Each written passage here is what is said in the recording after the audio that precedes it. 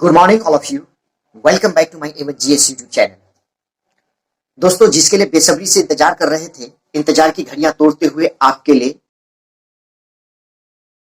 आज के जमाने में फोन सिर्फ एक फोन नहीं रह गया है ना, वो हमारी पूरी दुनिया बन चुका है। पढ़ाई, बैंकिंग, दोस्तों से बातचीत, सब कुछ बस एक स्क्रीन पर कभी सोचा है कि क्या हो अगर कोई हमारी इस डिजिटल दुनिया में सेंध लगाने की कोशिश करे? जी हाँ, आज हम बात करने वाले हैं इसी डिजिटल खतरे की, जिसे कहते हैं cyber fraud.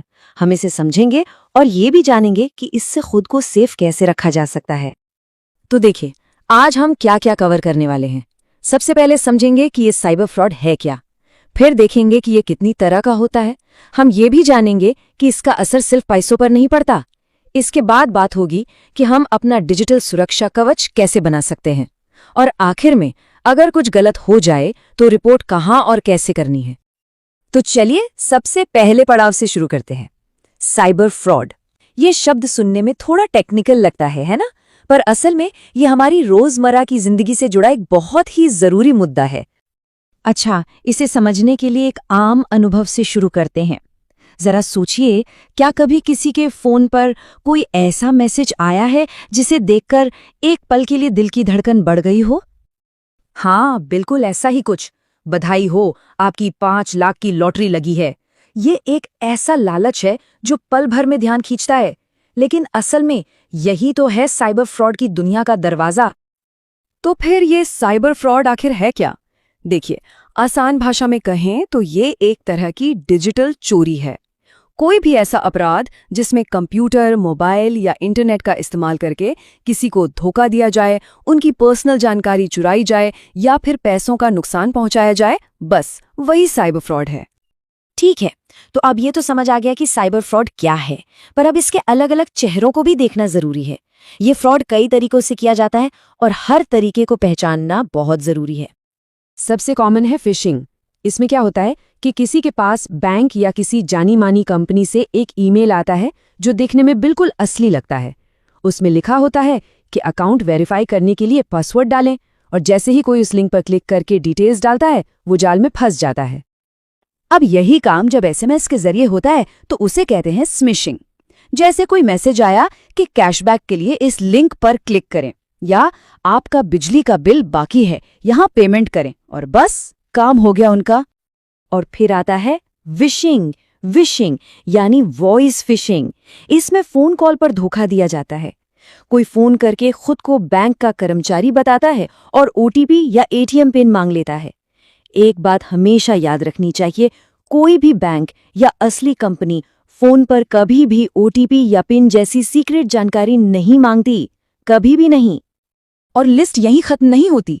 Online shopping fraud, social media पर दोस्ती के नाम पर धोखा, लॉटरी या इनाम का झांसा, नौकरी दिलाने के नाम पर ठगी, और यहां तक कि फर्जी लोन ऐप्स, ये धोखेबाज हर जगह मौजूद हैं।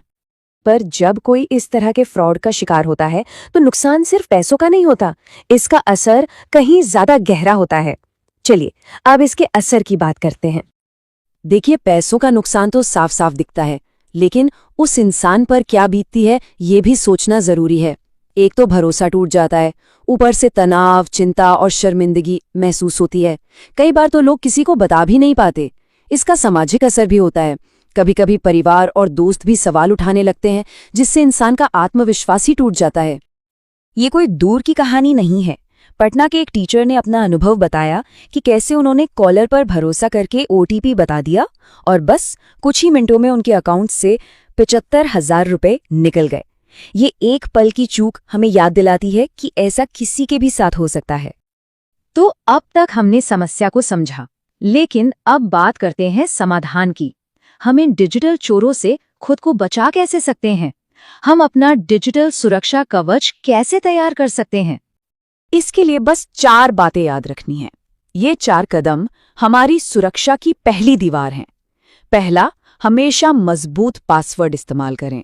दूसरा, ओटीपी या पिन कभी किसी से शेयर ना करें। तीसरा, किसी भी अनजान लिंक पर क्लिक करने से पहले उसे वेरीफाई करें। और चौथा, सोशल मीडिया पर हमेशा सावधान रहें। ये 4 आदतें हमें ज्यादातर खतरों से दूर रख सकती हैं।